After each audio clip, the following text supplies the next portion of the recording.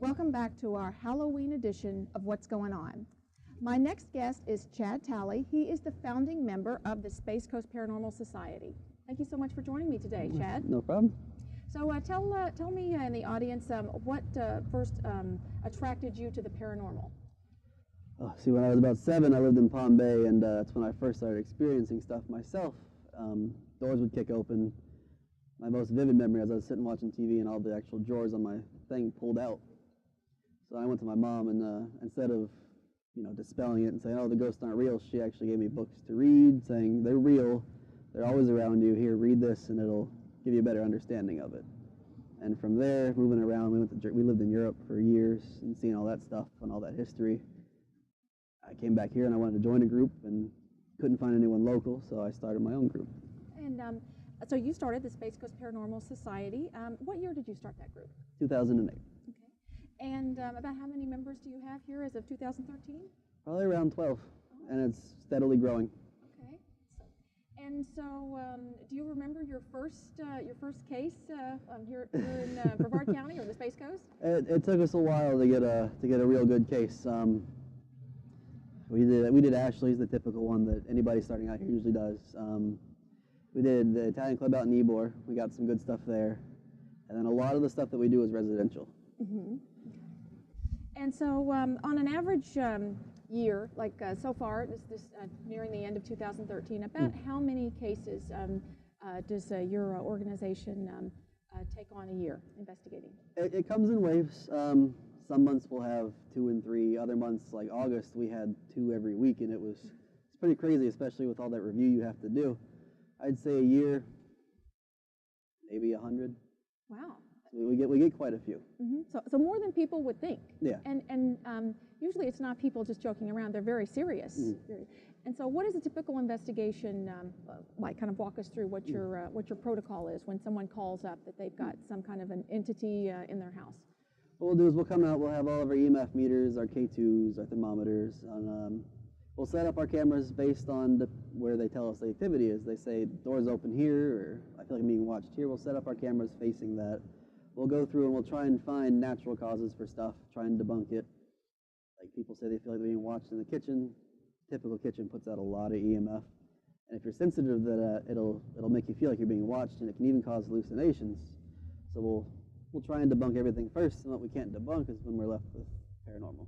Mm-hmm. So would you say that first off, you view yourself as a scientist? Like we have a more scientific approach, yeah. Mm-hmm. Okay. So what is the most common complaint that you have with people that call? A lot of it's feeling they're being watched.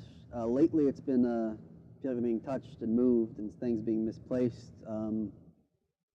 Most recently we get a lot of shadow people. Mm-hmm. And right before we began taping right now, we had begun to discuss the shadow people. So for the members of our audience that maybe have not heard of this, because it's a relatively I don't know if it's a new term in the supernatural pantheon, but otherwise, what does it mean to you in the paranormal investigating world? To me, if somebody says, "Oh, I have a shadow person," and I keep seeing them, my personal belief is that they were never human. Typically, they're not friendly. The ones that I've encountered anyway weren't friendly, and they're not easy to get rid of. We've blessed the house and smudged the house, and after quite a bit of effort, they finally go away.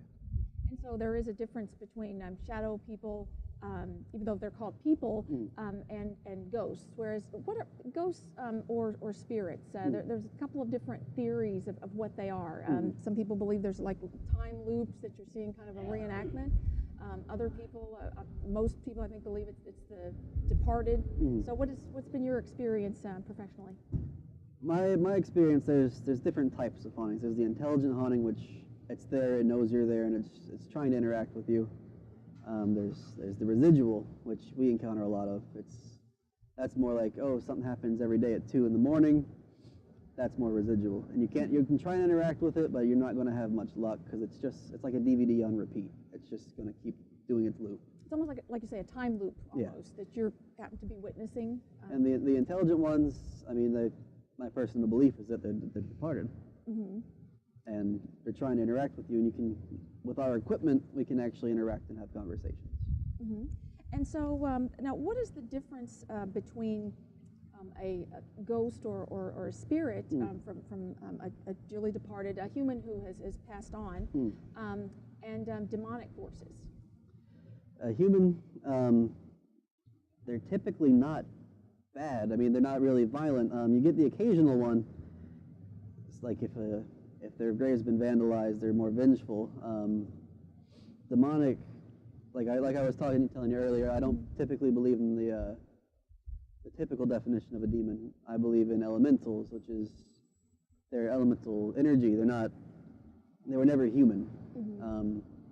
They're not all bad, but a good chunk of them are. A lot of them are neutral. Some of them are good. But the ones that are bad are really bad, and they're really tough to get rid of. And so, so between ghosts and elemental dark forces, are most calls overwhelmingly the ghosts? Right. I mean, we very, very rarely encounter something that most people classify as a demon. I think we've had two in all the years that we've been doing this. There's so much we can talk about. Finally, what if someone has something in their house?